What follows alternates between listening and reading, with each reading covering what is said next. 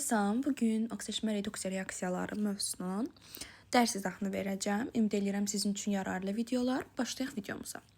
Deməli, ümumiyyətcə oksijeşmə reduksiya reaksiyası nədir? Uşaqlar, oksidləşmə dərəcəsinin dəyişməklə gedən reaksiyalara deyilir. Deməli, oksijeşmə reduksiya reaksiyaları oksidləşmə dərəcəsinin dəyişməsi ilə gedən reaksiyalara deyildi. Aha. Uşaqlar, bir var oksidləşdirici almaq, bir də var oksidləşdirici vermək. Əgər elektron almaq var və elektron vermək var. Əgər elektron alırsa bu oksidləşdirici olur, yox əgər elektron verirsə bu reduksiya edici olur. Tamam mı? İndi bunu altından xətt çəkirəm. Deməli, əgər elektron alırsa, baxın, bunu tünd rənglə göstərim. Aha. Əgər bu elektron alırsa, nə olur? Oksidləşdirici oldu. Yox, əgər elektron verirsə, onda olur reduksiya edici. Tamam mı? Deməli, elektron alan hissəciyimiz oksidləşdirici, elektron verən hissəciyimiz isə reduksiya edici olur. Bunları qarışdırmayın. Sonra, uşaqlar, oksidləşmə dərəcəsi bu zaman azalır. Yəni, elektron alarsa, sizdən soruşacaq. Oksidləşmə dərəcəsi nədir? Azaldı, artdı. Deyirsiniz, azaldı. Tamam mı? Baxın, müsbət 5-dir. Burada göstərir. Bax, müsbət 5-dir. Gəlib nəyə? Mənfi 3-ə. Müsbət 5-dir, mənfi 3-ə gəlsin, nədir? Azaldı. Nədir? Oksidləşmə dərəcəmiz azaldı. Və fosfor mənfi 3 elektron aldı. Tamam mı? Elektron sayı artır. Bax. Bir dənə altına xətt deyək. Qəşəng. Aha, elektronumuzun sayı artır. Üzr sayın. Mən bunu işarət edəcəm. Aha, elektronumuzun sayı artdı, radiusumuz da artdı və oksidləşmə dərəcəmiz də azaldı. Uşaqlar, yadınıza saxlayın, oksidləşmə dərəcəsi ilə radius tərs asılı. Yəni, oksidləşmə dərəcəsi azalanda radius artır, radius azalanda oksidləşmə dərəcəsi neyir? Artır. Elektron sayı da radiusdan düz asılıdır. Radius artanda elektron sayı artır, radius azalanda elektron sayı azalır. Deməli, oksidləşdirici xassədən danışdı. Bax, üçü də bir-birinə asılıdır. Oksidləşdirici nə oldu? Elektron alan oldu. Oksidləşdirici nə oldu? Oksidləşmə dərəcəsinin azalması ilə getdi. Sonra elektron sayı nədir? Artdı. Radius nədir? Artdı. Və bu reduksiya prosesidir. Baxın, reduksiya ilə reduksiya edici ayrı anlayışdır. Oksidləşdirici ilə oksidləşmə prosesi ayrı anlayışdır. Oksidləşdirici isə deməli bu reduksiya prosesidir. Reduksiya edici isə deməli bu nədir? Oksidləşmə prosesidir. Tamam mı? İndi bu prosesimizin adı oldu nə? Reduksiya prosesi. Bunda bir rəngini dəyişmədim dəqiqə. Prosesimizin adı oldu reduksiya prosesi. Deməli, fosfor müsbət 5-dən gəldi mənfi 3-ə. Nədir? Oksidləşmə dərəcəmiz azaldı, radiusumuz artdı və reduksiya prosesi oldu. Fosfor da burada nə oldu? Oksidləşdirici oldu. Sonra azota baxın, 0-dan gəldi nəyə? Mənfi 3-ə. Yəni, nədir? Üst azaldı. 0 idi, oldu mənfi 3. Oksidləşmə dərəcəsi azaldı, onda avtomatik radiusumuz nədir? Artdı. Demək, oksidləşdirici neyinir? Üst azalır. Yadınıza saxlayın. Oksidləşdirici də üst azalır. Reduksiya prosesində nə olur? Üst azalır. Böyle. Gəlir reduksiya ediciyə. Reduksiya edici, mən bunu davamlı belə izah edirəm ki, təkrar. Sizin beyninizə rahat yadda qalsın, çaşmayasınız testlər. Çünki çaşsız avtomatik test səhv gedir. Bu biraz əzbərə dayananda, biraz başa düşsəz, mexaniki yox, daha çox başa düşərək yadınıza saxlayacaqsınız. Keçdik reduksiya edici. Reduksiya edici isə elektron vermə hadisəsidir. Bu zaman isə oksidləşmə dərəcəmiz neyinir? Artır. Oksidləşmə dərəcəmiz artır. Deməli, oksidləşmə dərəcəmiz artırsa, onda radiusumuz neyinir? Azalır. Elektron sayımız da radius azalırsa, elektron sayımız da azalır və oksidləşmə olur prosesin adı. Deməli, reduksiya edicidə üst nədir? Artdı. Yəni, oksidləşmə dərəcəsi artdı. Oksidləşmə dərəcəsi artdığına görə radiusumuz azaldı, elektron sayı da azaldı və reduksiya edici isə, deməli, bu oksidləşmə prosesidir. Görürsünüz, maqnezium 0-dan maqnezium müsbət 2-yə gəlib. 0 idi, 2-yə artdı. Aha. Bir də nisbət var burada. Baxın, bu nisbəti də yadımıza saxlayırıq. Reduksiya edicinin verdiyi elektron sayı oksidləşdiricinin aldığı elektron sayına bərabər olur. Tamam mı? Yəni, maqnezium 0-dan 2 elektron neynədir? Verdi. Maqnezium 2 elektron aldı. Bu şəkildə. Deməli, verdiyi elektron sayı aldığı elektron sayına da bərabər olur. Gəldik. Burada bir qeydimiz var. Baxırıq qeydə. Deməli, bəsit maddələrin daxil olduğu reaksiyalar yanıma Korroziya, elektroliz, piroliz, cracking, fotosintez, hidrogenləşmə, dehidrogenləşmə, oksigen reduksiya reaksiyalarıdır. Aha. Deməli, baxın, deyəcək oksigen reduksiya reaksiyalarını seçin. Deyəcəksiniz ki, yanmadır, korroziyadır, elektrolizdir, pirolizdir, crackingdir, fotosintezdir, hidrogenləşmədir, dehidrogenləşmədir. Bunlar oksigen reduksiya reaksiyalarıdır. Baxın, yanma reaksiyası nə idi? Bir bəsit maddənin üzərinə oksigen gəlməklə aparılan reaksiyadır. Düzdürmü? Bu yanma reaksiyası idi. Və korroziya nə idi? Çürümə, elektroliz indi qabaqki dərslərdə keçəcəyik. Cracking parçalanma idi. Fotosintez deməli karbon qazına suyun birləşməsi idi. Hidrogenləşmə üzərinə hidrogenin gəlinməsi idi. Dehidrogenləşmə hidrogenin çıxması idi. Bunlar hamısı nədir? Oksigen reduksiya reaksiyalarıdır. Uşaqlar, oksigen reduksiya reaksiyalarının əmsallaşdırılmasından danışaq. Deməli, əmsallaşdırma necə əmsallaşdırılır? Çünki bu da çox testlərdə və yaxud da çox reaksiyalarda sizə köməkçi olacaqdır. Uşaqlar, əmsallaşdırmaq üçün balans üsulundan istifadə olunur. Nə üsulundan istifadə olunur? Balans üsulundan istifadə olunur. Nə edirik? Deməli, bax, reaksiyamız budur. Kuprumdur. Üzərinə gəlib nitrat turşusu HNO3 alınıb. Kuprum, NO3 duz, NO və su. Düzdürmü? İndi biz bunu əmsallaşdırmaq istəyirik. Düzdür? Nə edirik? Deməli, baxın, kuprum oksigen dərəcəsini yazım 0. Düzdürmü? Kuprum bəsit halda 0 oksigen dərəcəsi göstərir. Azot müsbət 5 göstərdi. Burada hələ ki baxırıq, söhbət buradan gedir. Bir dəqiqə. Aha, azot burada nədir? Müsbət 5-dir, kuprum burada 0-dır. Gəldi kuprum burada müsbət 2-yə, azot da burada müsbət 3-yə. Yazmışam, kuprum 0-dan müsbət 2-yə gəldi, azot da müsbət 5-dən müsbət 2-yə gəldi. Düzdürmü? 0-dan müsbət 2 oldu mənfi 2. Müsbət 5-dən də 3 çıxanda elədi müsbət 2. Uşaqlar, bax, bu mənfi 2, bu müsbət 3 var. Bax, gətirib yazdım bura. Gözləyin, dənə bunun rəngini qara ilə göstərim. Bax, bu mənfi 2 var, bax, gətirdim, yazdım bura. Bu müsbət 3-ü də gətirdim, yazdım bura, tamam mı? Sonra bu 2 ilə 3 yerini dəyişir. Bu 2 gəlir bura. Bax, bura. Çarpaz yerini dəyişir, 3 də gəlir bura, tamam mı? 3 də gəldi bura. 3 ilə 2 avtomatik, bunları sileyim. Aha. Deməli, burada dayandı 3, burada dayandı 2. Deməli, necə oldu? Yazdıq, kuprum 0-dan müsbət 2-yə gəldi. Azot müsbət 5-dən müsbət 2-yə gəldi. Müsbət 5-dən müsbət 2-yə çıxdıq, elədi müsbət 3. Sonra yerlərin tərsinə dəyişdik. 2-ni kupruma, 3-ü kupruma, 2-ni azota yazdıq. İndi nə edirik? Bax, bu 3-ü gətirib kuprumdaydı da, düzdürmü? Bax, bu kuprum burada 3-dür. Gətirdim, kuprumun əmsalını qabağını yazdım 3. Aha, 3 yazdım mı bura? 2-ni də gətirdim, yazdım azota. Tamam mı? Yazdıq mı bunda? Sonra baxırıq nəyə? İndi baxdıq ki, kuprum burada 3-dür, onda sağda da 3 olmalıdır. Onda burada 3 yazdıq, düzdürmü? Sonra azotun sayına baxdıq. Azot burada 2 dənədir. Bax, burada 2 dənə azotumuz var. 2 azot buradadır. Burada azot nə qədərdir? 2-ni vurduq. Qabağındakı 3-ə vurduq, 6 elədi. 6 dənədirsə, uşaqlar, düzdürmü? Azot, düzdürmü?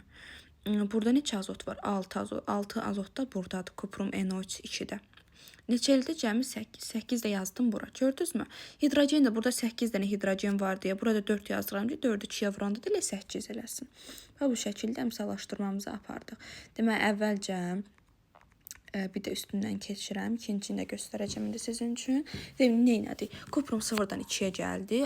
Azot da 5-dən 2-yə gəldi. Birində oldu 2, birində oldu 3. Sonra yerlər dəyişdi. Kuprumda 2 idi, azotda 3 idi. Tərsinə. Kuprumda 3, azotda 2 oldu. 3-ü gətirdik, kuprum qabağına yazdıq. Bəstin qabağına yazırıq, tamam mı? 2 də azotun qabağına yazdıq. NO-nun qabağına yazdıq. Sonra nə elədik deməli? Sonra nə elədik? Baxdıq, gördük ki, azot sağda neçə dənədir? 8 dənə, düzdür? Onda getdik HNO3-ün qabağına 8 yazdıq. 8 hidrogen var deyə sağda gəl. Suyun qabağına 4 yazdıq ki, 4-ü 2-yə vuranda 8 hidrogen də orada olsun. İndi gəlin kalium manqan 4 üzərinə H-klor reaksiyasına baxaq. Deməli, baxın bu reaksiya. Bir dənə rəngini dəyişək. Aha. Bax, burada müsbət 7-dir manqan, burada xlor mənfi 1-dir. İndi manqan sağda müsbət 2-dir, xlor da sağda bəsit halda 0-dır. Düzdürmü? Bir də aşağında bunun, məsələn, xlor 2-isə 2-nin aşağısına qeyd edeyim mütləq əmsallaşdırma aparanda.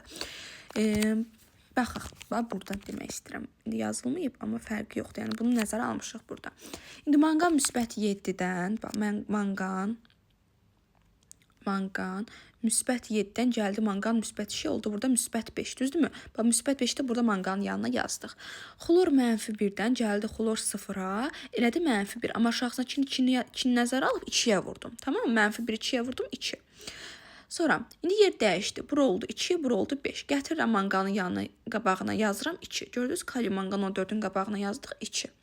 Sonra xlor 5-dir. Gətirdim sərbəstin, yəni bəsitin. Bir dənə bəsit olan xlorun qabağına yazdım 5. İndi baxırıq. Əmsallaşdırmağa baxırıq. İndi burada kalium neçə dənədir? Baxın, burada. Kalium neçə dənədir? 2. Onu da gətirdim, buraya yazdım 2. İndi baxaq. Manqan burada neçə dənədir? 2 dənə manqan var. Onu da burada gətirdim, yazdım 2. İndi baxın xlora.